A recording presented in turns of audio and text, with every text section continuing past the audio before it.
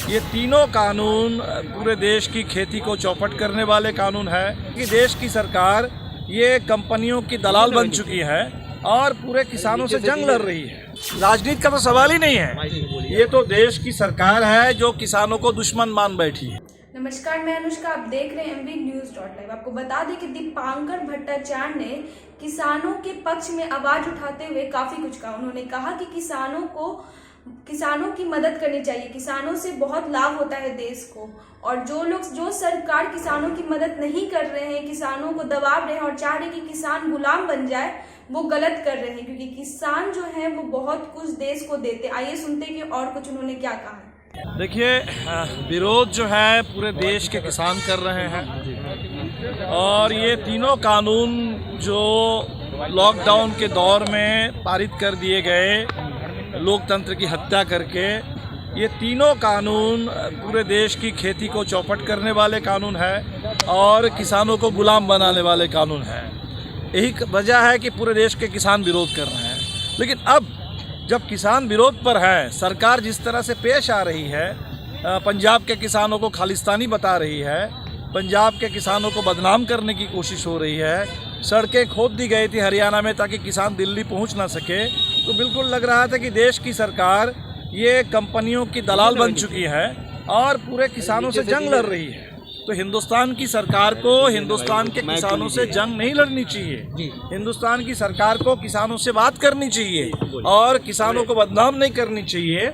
और इस तरह से पूरे देश में इस समय सरकार, हम कहते हैं कि सरकार किसानों से बात करे, किसानों की आवाज़ को सुने, और किसान जो कह रहे हैं कि इन तीनों कानून को सरकार पहले वापस ले, क्योंकि ये तीनों कानून पूरे देश के किसानों के खिलाफ है।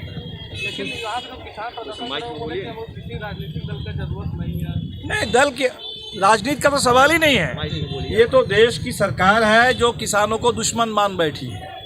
किसान तो अपनी मांगों को लेकर के आए हैं, वो किसान किसी भी राजनीतिक दल से जुड़े हो सकते हैं, उससे कोई फर्क नहीं पड़ता। आपने देखा अभी पंजाब में जब पूरा पंजाब किसानों के पक्ष में खड़ा हुआ, सरकार कांग्रेस की है, विपक्ष में अकाली दल है, विपक्ष में आम आदमी पार्टी है, और पूरी विधानसभा ने एक स्वर से कहा कि ये केंद्र के कानून गलत है और उसके खिलाफ उन्होंने बिल को पारित किया।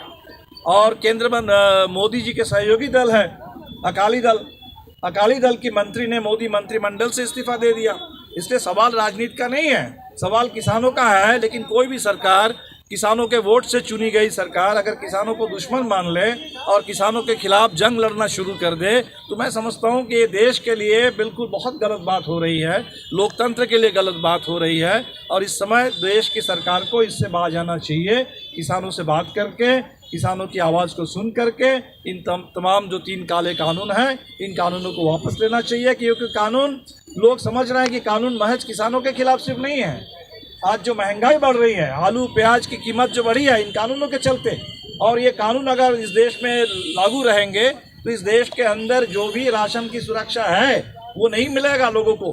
गरीब इस देश में भूखे मर जाएंगे अगर इस तरह से पूरे देश के अंदर चावल गेहूं से लेकर के हर चीज़ की कालाबाजारी शुरू हो जाएगी, जमाखोरी शुरू हो जाएगी और पूरे देश में कंपनी राज थोपा जाएगा, तो इस देश के गरीब जिंदा नहीं रह पाएंगे। इसलिए गरीब भी किसानों के साथ है और पूरे देश के किसान एक साथ हैं।